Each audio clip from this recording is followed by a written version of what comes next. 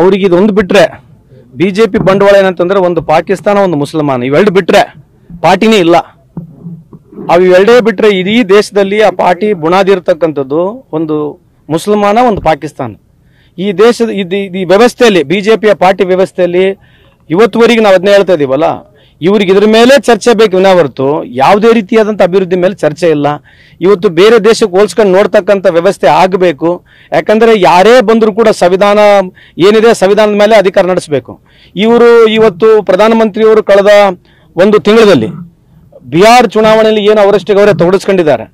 24 ತಾಸು ಈ ಚುನಾವಣೆ ಮುಗಿಯವರೆಗೆ ಮೋದಿ ಸಾಹೇಬ್ರು ಅಲ್ಲೇ ಇರ್ತಾರೆ. ಯಾಕೆ ಹೇಳ್ತಾ ಇದೀವಿ ಮಾತಂತಂದ್ರೆ ಯುವಕರು ಬಿಜೆಪಿಯಲ್ಲಿ ಇರಲಿ ಕಾಂಗ್ರೆಸ್ನಲ್ಲಿರಲಿ ಯುವಕರು ಈ ದೇಶ ನಮಗಿರ್ತಕ್ಕಂಥ ದೇಶ ಅದು. ಪ್ರತಿಯೊಬ್ಬರು ನಮ್ಮಲ್ಲಿ ಭಿನ್ನಾಭಿಪ್ರಾಯಗಳು ಇರಬೇಕು ವಿನಾ ಹೊರತು ವೈಯಕ್ತಿಕವಾಗಿ ಭಿನ್ನಾಭಿಪ್ರಾಯಗಳು ತಂದ್ಬಿಟ್ಟು ಮಾತನಾಡಿದ್ರೆ ಅರ್ಥನೇ ಇಲ್ಲ.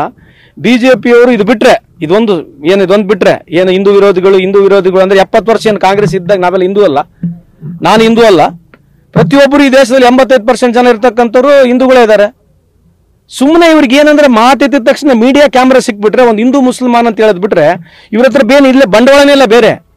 ಬೇರೆನ ಕೇಳ್ರಿ ನೋಡೋಣ. ಆಯ್ತು, ನೀವು ಹಿಂದೂಗಳ ಬಗ್ಗೆ ಮಾತನಾಡ್ತೀರಿ, ಈ 11 ವರ್ಷ ಆಯ್ತು ನೀವು ಹಿಂದೂಗಳಿಗೆ ಬಡತನ ರೇಖೆಯಿಂದ ಎಷ್ಟು ಹೊರಗೆ ತಂದಿದ್ದೀರಿ? ಬಡತನ ರೇಖೆಗಳಿಂದ ಹಿಂದೂಗಳಿಗೆ ಎಷ್ಟು ಹೊರಗೆ ತಂದಿದ್ದೀರಿ? ಯಾವ ಹಿಂದೂ ಬಡವರುಗಳಿಗೆ ಅನುಕೂಲ ಆಗೈತೆ? ಯಾವ ಹಿಂದೂ ಮಕ್ಕಳುಗಳಿಗೆ ಕೆಲಸ ಸಿಕ್ಕೈತೆ? ಯಾವ ಹಿಂದೂ ರೈತರಿಗೆ ಅನುಕೂಲ ಆಗೈತೆ?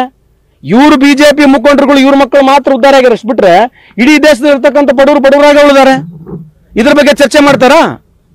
ಹಿಂದೂ ಅಂತಕ್ಕಂಥ ಪದ ಕೇವಲ ಚುನಾವಣೆಗೆ ಮಾತ್ರ. ಆ ಚುನಾವಣೆ ಮುಗಿದ್ಮೇಲೆ ಏನು ಇರೋದಿಲ್ಲ. ಅದು ಚುನಾವಣೆಗಳು ಬಂದಾಗ ಯಾವಾಗ ಮಾಧ್ಯಮದವರು ಕೇಳ್ತಾರೆ, ಯಾವ ಸರಿ ಪ್ರಶ್ನೆ ಕೇಳ್ತಕ್ಕಂಥ ಸಂದರ್ಭ ಹೇಳೋದು, ಆರ್ಕೆ ಉತ್ತರ ಕೊಡೋದು, ಹೋಗೋದು.